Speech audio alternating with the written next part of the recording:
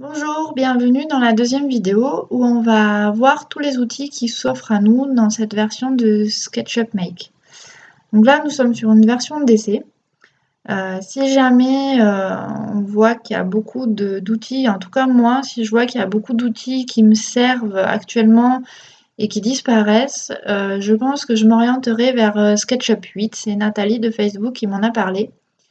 Mais bon, ça, on verra plus tard. Je vous en reparlerai de toute façon. Mais c'est vraiment si vraiment c'est gênant d'utiliser une version, on va dire, gratuite, mais moins fournie, en fait. Donc, on verra à ce moment-là. Donc là, on est sur notre page de début avec toutes ces options. Donc, on va les passer en revue vite fait. Donc, l'outil sélection. L'outil gomme, c'est pour effacer un trait qu'on a fait. On a l'outil ligne avec l'outil main levée. Voilà, donc ça c'est pour faire des traits tout simplement. Les outils arc, arc en 2 points, arc en 3 points, portion de cercle. Donc ça c'est assez simple à utiliser, vous verrez, on essaiera. L'outil forme, un rectangle orienté, un cercle, un polygone. Donc nous, ce qu'on va utiliser beaucoup, enfin moi en tout cas, ce que j'utilise le plus souvent, c'est l'outil rectangle. Par exemple, là, hop, je fais un petit rectangle. Non, je ne suis pas sur le bon. Hop.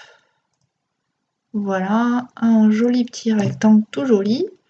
Ensuite, ici, on a l'outil pousser-tirer. Donc ça, c'est sympa. C'est une fois que vous avez fait votre rectangle, voilà, on va pouvoir se mettre en 3D. Donc, entre autres, pour on va dire une table de chevet toute simple, ça, c'est vraiment top. Voilà, vous avez déjà votre table de chevet qui est dessinée, quoi. Ensuite, bon, l'outil décalage, c'est-à-dire décaler des lignes d'un certain nombre de centimètres. Par exemple, si je fais ça et que je veux mettre 50, donc vous voyez en bas à droite, il y a marqué distance. Donc on est en millimètres, hein, donc 5 cm, ça fait 50 mm. Donc par exemple, moi je veux faire un cadre de 50, donc 5 cm. Je tape 50 sur mon clavier numérique et je fais Entrée. Et donc là, je me retrouve avec un trait à 5 cm du bord de mon rectangle extérieur. Donc ensuite, vous avez l'outil déplacer. Donc voilà, hein, vous voyez sur la petite vidéo là, c'est super génial. Je trouve ça très très bien pour commencer. L'outil rotation, l'outil mettre à l'échelle, c'est-à-dire que vous voulez que ça soit plus grand, plus petit, enfin voilà, vous sélectionnez et vous faites ce que vous voulez. Ça, c'est l'outil mètre. Donc ça, c'est pas mal aussi. Par exemple, si vous voulez faire... alors, ça s'appelle l'outil mètre et ça fait des... hop, je vais trouver des guides. Voilà. Ensuite, vous les supprimez. Je reviendrai aussi là-dessus plus tard, quand on fera des meubles. Donc ça crée des guides. Hop, je fais échappe pour désélectionner. Par exemple, là, je sélectionne mon arête et je veux mettre un guide à 10 cm, donc 100 mm. Et je fais Entrée. Voilà, tout simplement. Voilà, et je sais que de là à là, j'ai 100, et donc de là à là, j'ai 105 normalement. Donc on peut mesurer aussi, hop, 150, voilà. Hop, échappe pour désélectionner. Ici, c'est l'outil texte, donc si vous voulez mettre du texte. L'outil colorier vous permet de choisir des matières et de pouvoir mettre des matières sur vos formes. Hop, je ferme là. L'outil rotation, ça c'est super parce qu'on peut voir en rotation et c'est génial. L'outil main, c'est pour déplacer. L'outil loupe, bon ça c'est la roulette de la souris, hein, tout simplement. Hop, je zoome, je dézoome.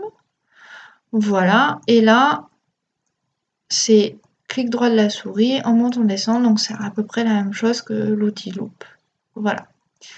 Donc voilà SketchUp, toutes les options qui s'offrent à nous. C'est pas mal, c'est même très bien. Je trouve ça super intéressant, moi. J'ai pas mal fait de choses.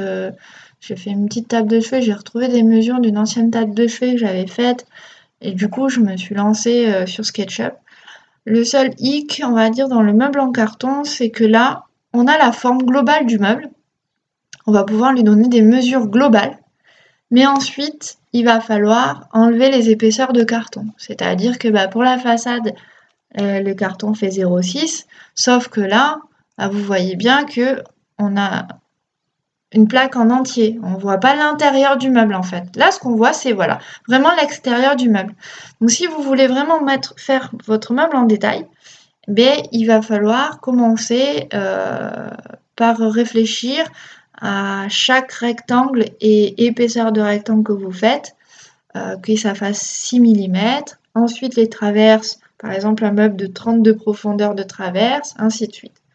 Donc ça, je pense que je vais faire une prochaine vidéo là-dessus. Et en plus, je vous expliquerai, quand on fera cette vidéo-là, je vais vous expliquer les calques. Alors, il va falloir que je les retrouve aussi. Je sais jamais où ils sont. Hop, je cherche en même temps que vous, on est d'accord. La dernière fois, je les avais trouvés, mais là, je crois que je ne vais pas les trouver.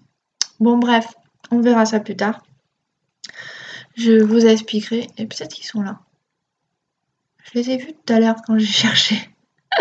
C'est fou! Bon, on regardera tout à l'heure. La prochaine fois. Outils, normalement il y a des calques quelque part. Bon, écoutez, déjà c'est pas mal comme présentation. Vous pouvez travailler déjà à tester voilà, vos formes, à faire des rectangles, des carrés, et puis on se retrouve dans une prochaine vidéo pour la suite. À bientôt!